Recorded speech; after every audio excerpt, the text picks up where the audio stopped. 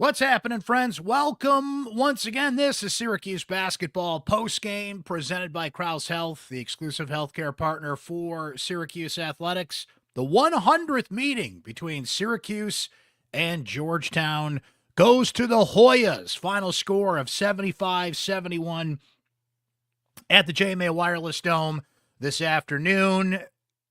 A lot of things that are going to open your eyes about this game, this matchup, some numbers that come with it, particularly the attendance, and just where this season is going to go from here as the non-conference opportunities have dwindled for Syracuse. Maryland remains, but even if they somehow manage to win that game a week from today in Brooklyn, how much will it matter? Syracuse is a 500 basketball team. Georgetown improved to 8-2 with the win. By the way, the Orange are now 5-5, and people are losing faith in a lot of things when it comes to this basketball team at this point, with a lot of basketball to be played. Syracuse had a weapon it once had in its back pocket and flummoxed Georgetown and many other opponents for years and years, used against it in this game, as we will discuss.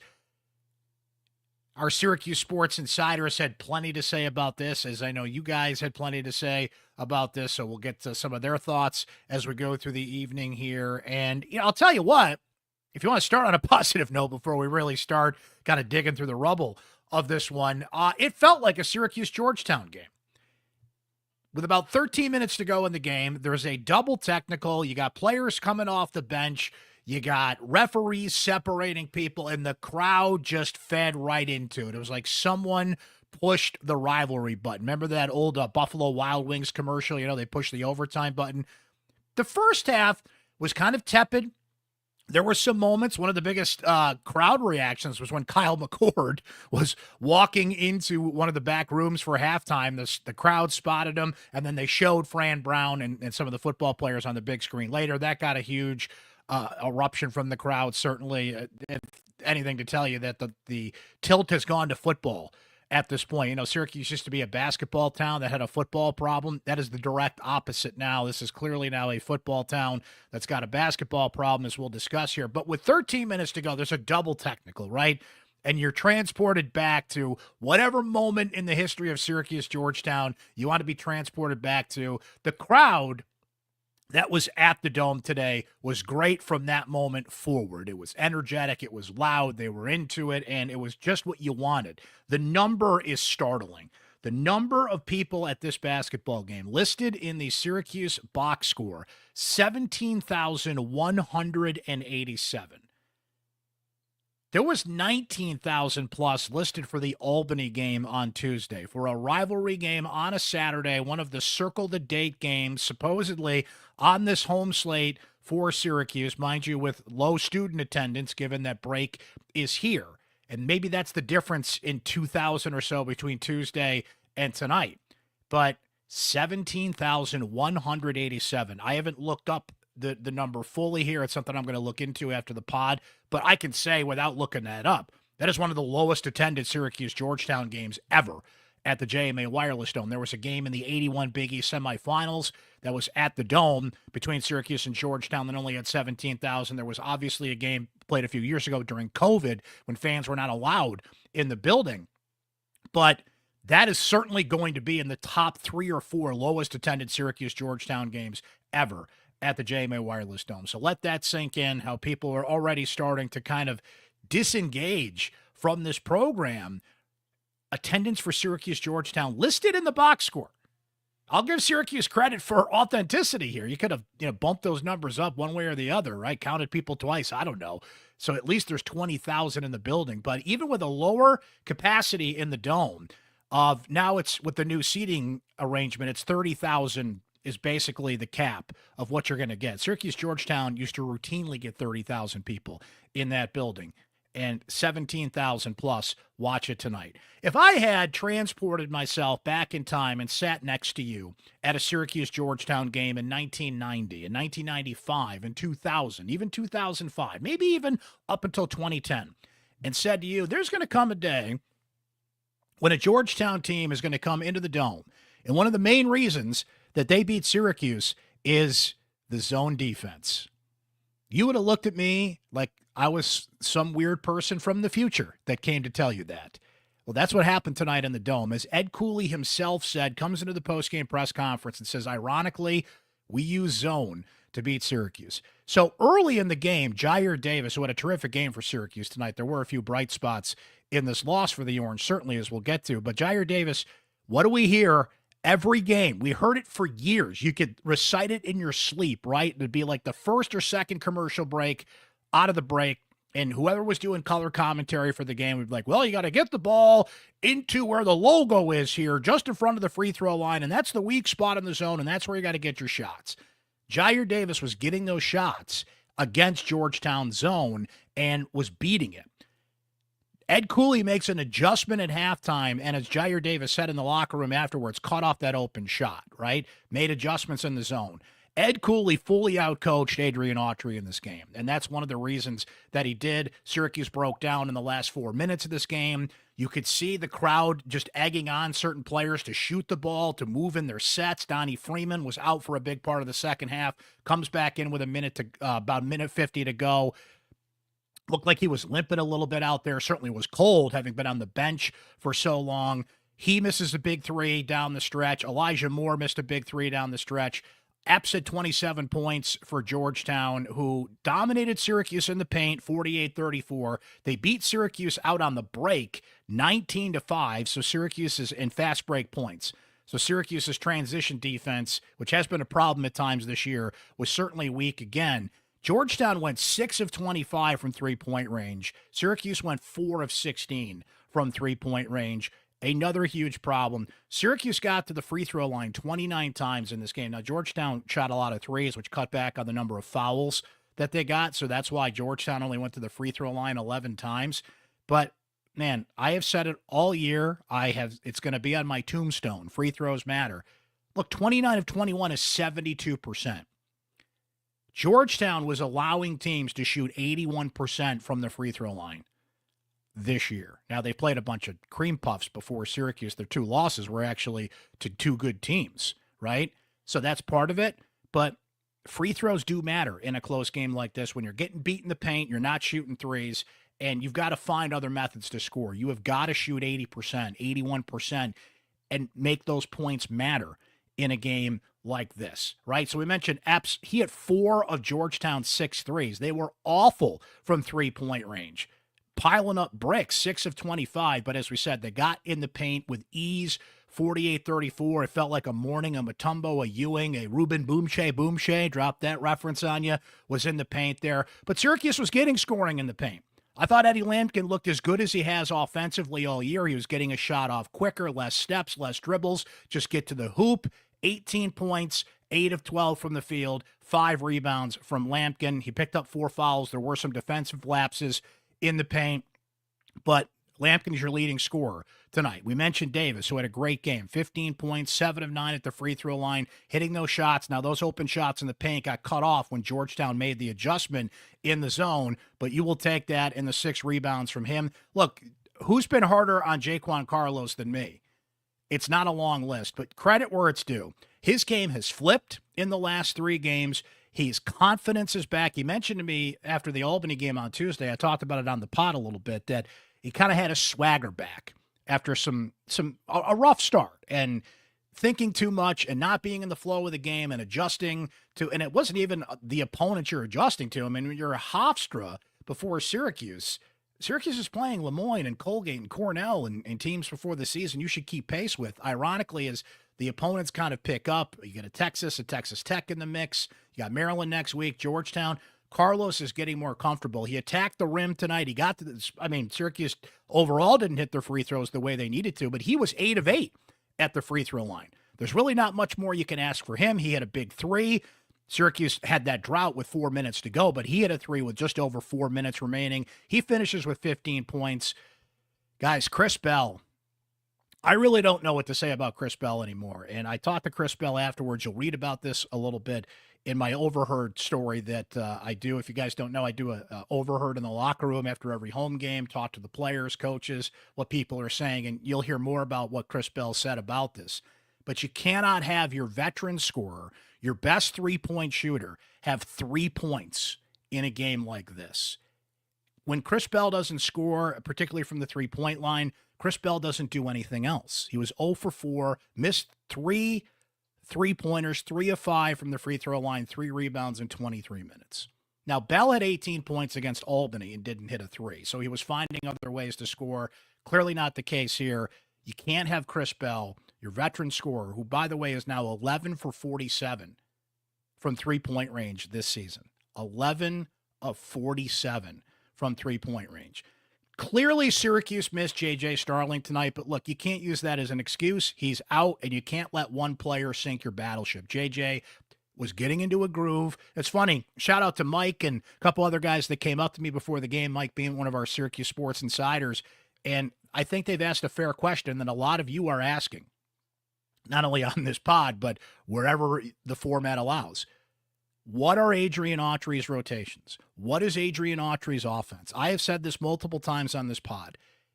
You have to give people something to root for. You have to give them an identity. You have to give them something to latch onto. And the only thing that I'm hearing from you is confusion or frustration or anything but belief. Anything but, no, I get it.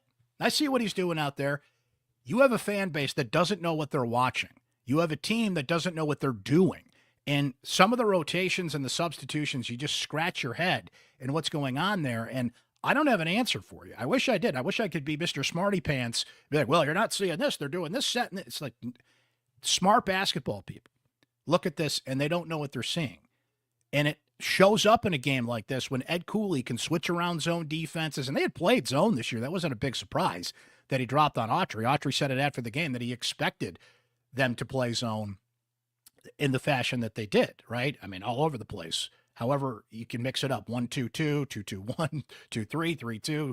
Any way you can play with the numbers. That's how Georgetown played the zone in this game. And Autry just did not answer quickly enough, which has been the case in so many ways this year. He is 3 or 4 possessions behind making a necessary change. He's still doing the hockey lines. 9 guys had played in this game. I think before the third television timeout, I could be a little off by that, but 9 guys got in at a pretty brisk pace in this game. But why are your best shooters out late in the game? Why is Freeman coming back in at certain times? Look, to be fair to Autry, he's trying to find his best lineup out there.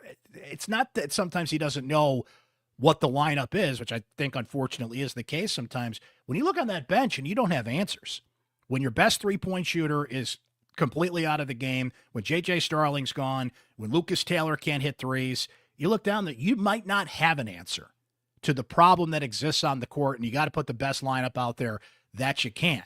I'm not trying to make excuses for Autry in that case, but when they don't have the answers to the questions that are being asked and solutions for the problem, that is obviously an issue that he's trying to fight through at this point. But he still just leaves you very confused in game situations, and he's not instilling confidence that he's got a sharp basketball mind out there, that he's somebody that can be on it. And look, Autry's been around for a long time. It's not like, Autry's a 35-year-old guy in his first head coaching gig. He's been around for years and has supposedly been preparing for this forever. And we're now 40-plus games into his tenure. His honeymoon is over. We're going to see it in the responses from our Syracuse sports insiders. There's still some anger. Anger's a strong word. It's sports, guys. Come on. But there is still some frustration from the fan base. But the worst thing you can have, the thing you really have to fear, is apathy. I have warned about this, right? And you saw it firsthand at the Dome tonight. There's Kyle McCord. Right? There's Fran Brown sitting with Caden Salter, the visiting quarterback from Liberty, who might transfer to Syracuse. Right? Football, like, you felt the energy. And again, the crowd that was at the Dome was great. In the second half, it was a back-and-forth game. It felt like a rivalry. But the energy around football versus basketball right now, it's not even close. So at least there's still a little energy left with basketball, but if it continues at this rate, your apathy is going to set in. People aren't going to care, and that's the worst thing that you can have. But 17,187 for Georgetown, that had to send a cold shiver up John Wildhack's spine. Financially, That's the number you're getting. And so what that tells me is you've lost the fair weather fans, right? I, for years, have called them the fair weather 10,000 that go to games like this. They're gone. They're not coming. They're not interested, right? This is Georgetown. This is one of the 2 or 3 supposed biggest games. When we did the poll with our Syracuse sports insiders, I wrote the story on syracuse.com this week. Mike Waters had a great story about where this rivalry is and what it is and should we keep doing this, right? The mere fact that that poll was close, it ended up being 55% of you in favor of continuing the rivalry, 44% not in favor of it. And that's just one poll amongst some of the more passionate, more educated fans of Syracuse sports, frankly. But that poll, like, the answer to that poll, if it is still truly a rivalry, should be, are you insane? Like, why are we even asking this question? Go ask a North Carolina fan if they should keep playing Duke. And I know that's a conference rivalry, and that's not fair in a way, but you got Louisville that plays Kentucky. They're not in the same conference, and there are rivalries like that that exist. That feeling was back. Like, people were searching for something, that double technical hits. It's like, okay, game on, right? That's the moment we've been waiting for. But there's, even if they're wrong, even if they're off by a couple thousand, right? There should be 25,000 at that game without even thinking about it. This is Syracuse-Georgetown, right? This is your supposed biggest rival.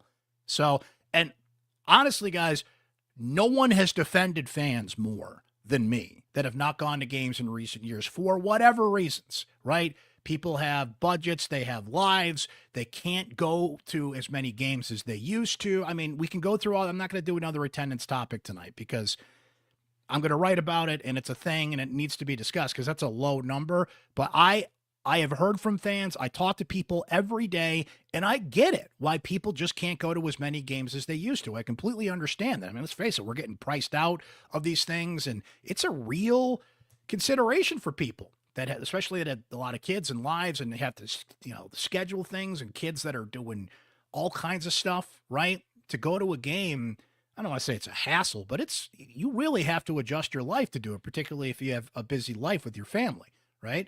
But man, 17,187 for Georgetown. And you're telling me we have to continue this rivalry? Why? I think it's time to go to a Big East rotation. You don't have to play Georgetown every year. I think you keep them in the rotation, but bring Seton Hall back, bring Providence back, bring Villanova back. There's talk that they're going to play a doubleheader against UConn sometime in the near future, which again, I ask, are you sure about that? Have you seen how those programs have been playing in recent years? But at least it'll bring that feeling back for a generation. Really, you can cut it off at like 50. Anybody below 50 does not care about Georgetown the way that, now I'm 46, so I'm closer to that line than older fans that know it and appreciate it, right? So we don't have to make this all about the rivalry and everything. Let's just make this about this game. But this game, Autry got outcoached. They could not handle the zone. They got beat in the paint. Their defense was poor most of the game.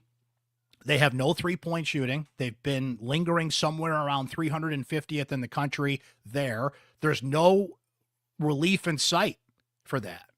Even if Chris Bell, no pun intended, if the bell starts ringing and he starts hitting threes at the rate that he has before and the rate he needs to be, given the level of his game now, that's one guy.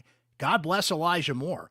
Chapa is fearless. He will shoot the ball. He can shoot the ball. He's starting now. He played 36 minutes in this game. He did not hit, he was 2 of 9 from three-point range, 4 of 14 shooting overall. He had 4 rebounds as well. He's a freshman. He's going to have those moments. And teams are going to start picking up on the fact rather quickly that he's the only other three-point threat out there. And he's, at times, the only three-point threat on the court. Carlos hit one tonight, but I wouldn't consider him somebody that's a threat from the outside. Thankfully, they've kind of talked Davis into stop taking so many threes because he's so much more effective in the paint. But this team is not going to fix its three-point problem with who is on the roster. That is just a flaw they're going to have to live with in an era where three-point shooting is critical in college basketball, right? But the fact that they had the zone used against them by Georgetown in the Dome. Again, if I went back to you It just suddenly appeared next to you at a dome at a game, a Syracuse-Georgetown game in the dome in 1990, 95, 2000. It said, hey, and somehow I could show you what's that fancy device you have where you can watch video on this little circle on this square device here. But if I came from the future and showed you that, you never would have believed it. But that's what happened at the Dome tonight. Now, not that Syracuse is using the zone. It'd be much worse if they were still a zone team and that was still the thing. But Ed Cooley said it best. The irony of that was pretty thick in that game afterwards. So, look, this is not an NCAA tournament team. People are going to have to take a really deep breath and figure out how they're going to watch this team the rest of the year, how they're going to invest in it. The calls for Autry are going to be there. They're already there to, I don't know, like people will resort to that if they're not given a reason to believe in how Autry coaches, they're just going to give up on him, right? And I'm not going to start calling for that now, but you're already doing it. You should see what my insiders are saying. It's on social media. You don't have to go far on the Twitter streets. People do not have faith that Red Autry is a good basketball coach, that he's a good strategist, that he frankly knows what he's doing out there. He's got to give people some kind of bat signal at some point that, oh yeah, he can coach. He can do this. Even with the limited resources he has in some ways, but now we're making excuses, right? It's still a 4-point game. It's still a game Syracuse could have won, which almost makes it worse. It almost makes it worse to say, despite everything we've said, it's like, well, still a close game. The lead changed over, 15 times in this game? Like, those close games are won by coaching and strategy and other things that coaches can't control, like free throw shooting and things that we've mentioned. But the honeymoon is not only over, people just don't have faith that he's a good coach for the most part. That's what you're telling me. That's what I'm reading. That's what I'm seeing. And frankly, that's what I'm seeing at times, right? So how does he shake that? We're 10 games in here. There's 3 full months of basketball to go. And you got to put up some kind of beacon, some kind of bat signal to get people invested in this thing. Because right now they're just starting to check out. And what's going on in the transfer portal? What's going on in football, right? When's lacrosse season start? The home lacrosse dates came out yesterday. Like, people are just going to check out if this is the product they're going to be given night in and night out. Let's see what our Syracuse Sports Insiders had to say about this. Being a Syracuse Sports Insider, as you know, guys, we're 10 days from Christmas. And what a great holiday gift for you. Give yourself a holiday gift. I was out Christmas shopping the other day, and I saw something that I just had to get for myself. It was a sticker. It was like $4, but I had to get it, right? Give yourself a gift this holiday season, if you haven't already, by becoming a Syracuse Sports Insider, which means you can text me directly, and boy, were you, during the Syracuse-Georgetown game or anytime with your Syracuse sports questions, thoughts, opinions, things you want me to look into, things you're hearing about, things you want me to ask coaches and players, whatever it is. Just want to shoot the breeze, talk SU sports. You can do it anytime via text message. It's just $3.99 a month, but you can try it basically from now past Christmas at this point, 2 weeks free. And then see if you like it, and then it's just $3.99 a month after that. Treat yourself around Christmas time and become a Syracuse Sports Insider today. I think this text from Chris really hit the nail on the head of how people are feeling right now. Chris V says, this loss would have ruined Christmas a few years ago. This year, meh. The apathy is real, and from the vibe I sense walking out of the Dome, it's widespread. Also, Red's honeymoon is over. From Daniel, who says, well, now we got to keep Georgetown on the schedule because you can't go out on an L, right? This was the 100th version of Syracuse-Georgetown. How much further is it going to go? They've got to renew that contract. And frankly, I don't think they should. Big East rotation, telling you. Seton Hall, Providence. You can keep Georgetown in the mix. Villanova, St. John's. Let's play more of those teams. It does not have to be Georgetown anymore every year. You're forcing it at this point. From Rob W., this loss is on Autry. He seems lost with his lineups, not knowing who to have on the floor and who to have on the bench is costing him games. From Mahir, who says it's time to start having conversations about Autry. And this has been a theme, guys. I don't know what to tell you. Poor coaching led to the L tonight. I'm kind of mentally checked out of the season. Brent, tonight did it for me. And that's got to be your worst fear if you're in Syracuse administration. The people are just like, nah, I don't care. 17,187 for a rivalry game? A lot of Saturday home games coming up in the ACC.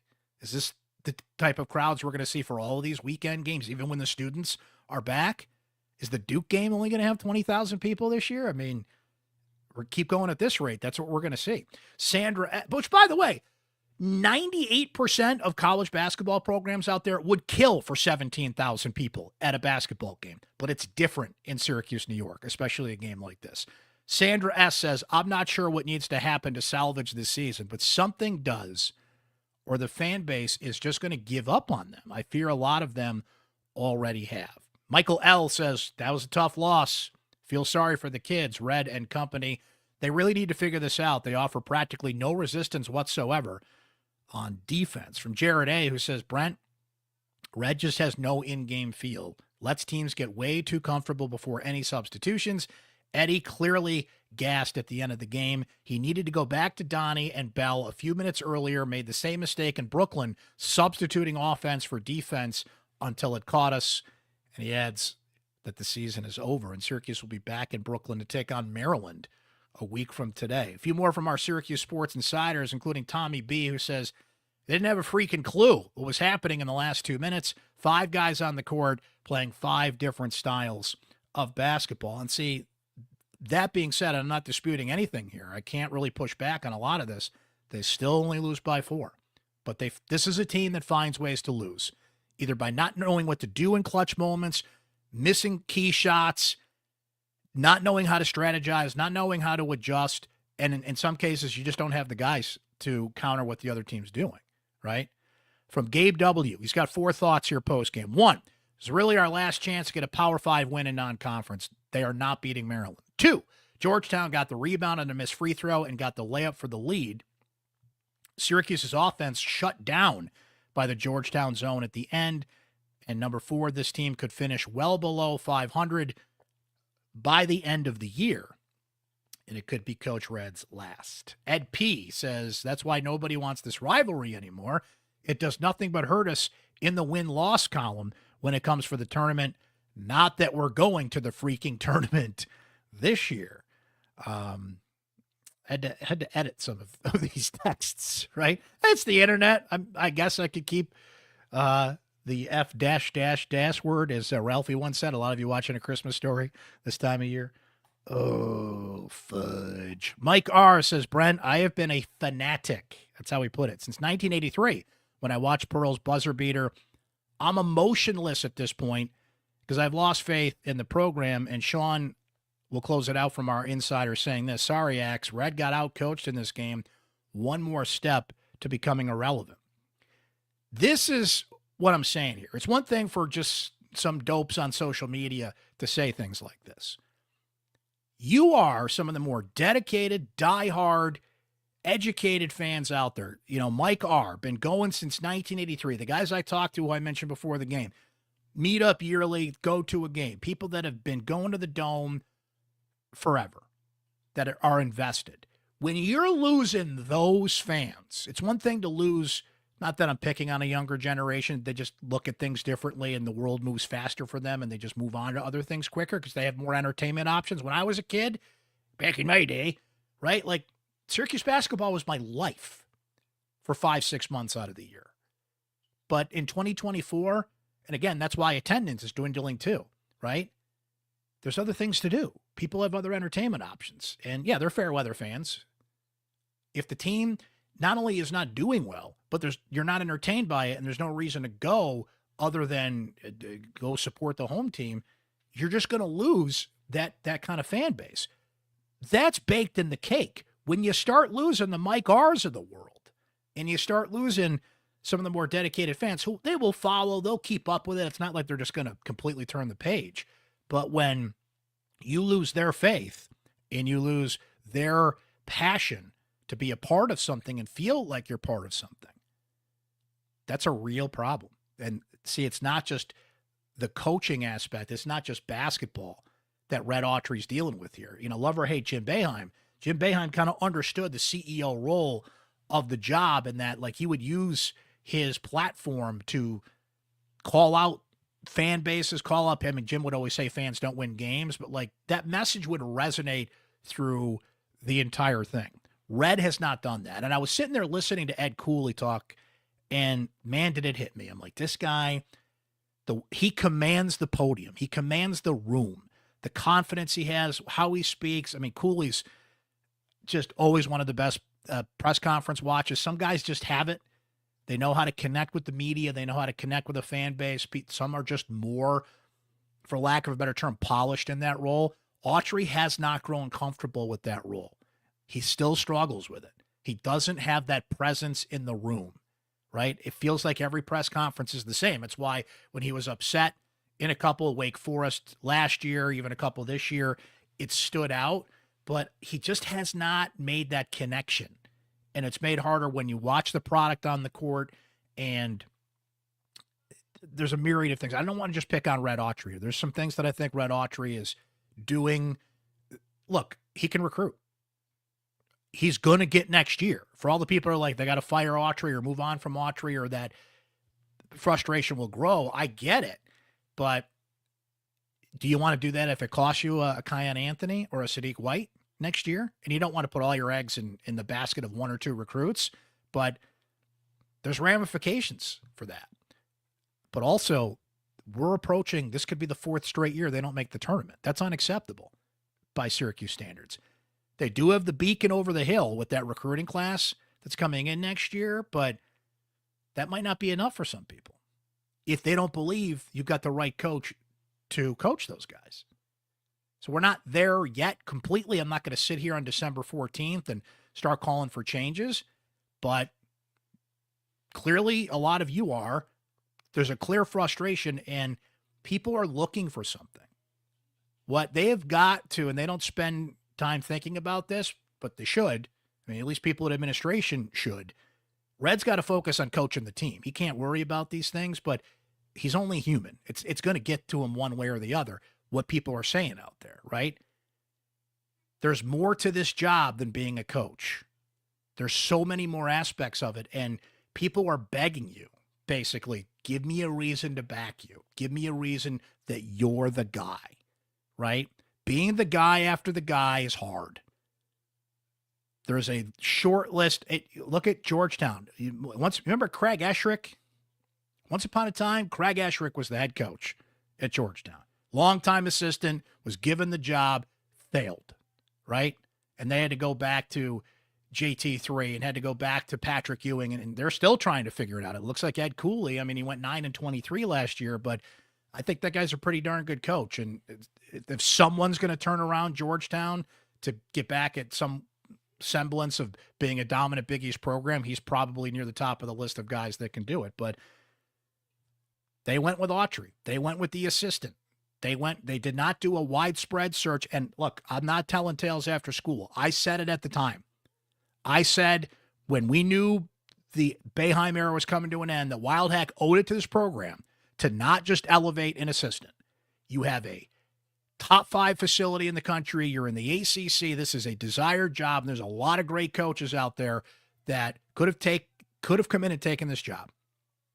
You owed it to everybody to at least look at that, and I don't think they did, which was no offense to Autry or McNamara at the time. That's just smart business. When he had to find a football coach, that's what he did, and he found Fran Brown and took a risk bringing in Fran Brown, frankly, and at least after a year, that looks like that thing's humming. They did not do that with basketball, and now you're digging yourself a deeper hole. It can change quickly. They start winning a few games, get the buzz back. As we mentioned, if that recruiting class next year is gangbusters, then we'll forget. We won't forget, but we'll certainly look back on this and say, boy, were we being Pollyanna, right? But in the here and now, people are either losing faith, they're checking out due to apathy, or they're really questioning what they're seeing out there, and they have every right to. They have every right to, right? Because you got to have faith that the guy that's standing on the sideline can fix it. It'd be one thing if the feedback I was getting from you was, yeah, they're in a little bit of a rough patch here, but this guy, I think he can do it. Like, I've seen enough. My feeling, my read on it, my assessment is we just got to ride this out with this guy. He'll figure it out. I think he's a great coach for X, Y, and Z reasons, and they'll figure this out. I'm not getting that. For the most part, there are some, but I'm not getting that. That's a concern. That's a concern for all involved. So just something to keep an eye on here as the season goes along, because the reason I'm harping on this is that noise cannot be avoided. People, I've seen it in the football coaching changes. People just ignore the X's and O's, and the noise is there constantly, and they just harp on the same thing game in and game out, right, wrong, or indifferent. The coach, the coach, the coach. I'm getting some of those vibes about this now, right? So they have to figure out a way not only to make this team better for their sakes within their four walls. And they say all the time, oh, you got to block out the noise. Guys, you can't block out the noise in 2024. You just can't. You cannot block out the noise for one reason, this thing. It will end up on this thing one way or the other. Unless you keep this off and go live in a Aaron Rodgers dark cave when you're not on the basketball court, it will get to you one way or the other. These players live on social media. The coaches are on social media, and even if they're not, it ends up on their phone one way or the other. Did you hear what Brent Axe said about you guys? You see what was on Twitter, right? Like, it gets put in front of them. So this whole concept of block out the noise, it does not exist. It does not exist. You got to find a way to deal with it. You got to find a way to not let it affect your game. I get all that. That's what coaches get paid for. That's when you're a high-level Division I, now in many cases, paid college athlete, it comes with the territory, right? That scrutiny comes with the territory, as does the praise. Kyle McCord's walking through the Dome tonight, 17,000 people cheering for him. It can work too, right? That's the other side of it. So I know I'm getting philosophical and way beyond what we saw on the court tonight, but that's my point. What happens on the court is just no one's going to care anymore if it continues at this rate, and the noise of bigger issues will take over these conversations. I've seen it before, and it looks like they're heading that way again. But for now, the Orange are 5-5. They're going to have a week to get ready for Maryland, get back in the lab, as they say, and work on some things going into another tough non-conference game back in Brooklyn at the Barclays Center, second time in less than a month that Syracuse will be there. They lost to Texas and Texas Tech, in that building not so long ago. And yeah, I don't even bother to talk about NCAA tournament. Like that's gone. That's gone. I'll tell you what, if you want to look like a genius, declare somewhere right now here on December 14th, this team's going to make a run in the ACC and make the tournament. And we can circle back and say, hey, look at you, smarty pants. You knew it then. But what do you see in this team that makes you think they can make a run in the ACC? I'll say this, and I'm being 100% serious here, guys. The ACC stinks. Other than Duke and a couple other teams, like Syracuse might just navigate its way through a pretty bad conference. But a bad conference is not going to have a lot of bids available. Look at the ACC last year. Had 5 teams in the tournament. 5. The reputation of this conference is way down. A lot of ways justified, some overstated. But even if they do make a run in the ACC, what kind of ACC are we talking about that they're making a run through? It just seems like everything around the corner is working against this program right now.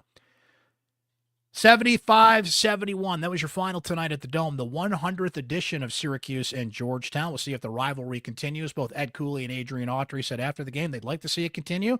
I'd like to see a Big East rotation in the future, but we shall see. For now, this has been Syracuse Basketball Postgame. Thanks to all our Syracuse sports insiders. Thanks to all you guys. Stay tuned for more on syracuse.com. Like we said, basketball's off for a week till they play Maryland next Saturday, but plenty on the football transfer portal, getting ready for the Holiday Bowl, and just all that stuff coming your way. We'll be all over it, friends, and our Syracuse Sports Insiders, as always, will hear about it first. So we're looking forward to covering all that for you. More Syracuse Sports pods coming your way. Make sure you're subscribed on Spotify, Apple, and YouTube, so when a new episode of Syracuse Sports goes up, you guys get it when it's available for you to listen on your time. It's all been presented by Krause Health, the exclusive healthcare partner of Syracuse Athletics. Enjoy the rest of your weekend. Thanks for hanging with us tonight, guys, on Syracuse Basketball Postgame. Orange lose to Georgetown, 75-71.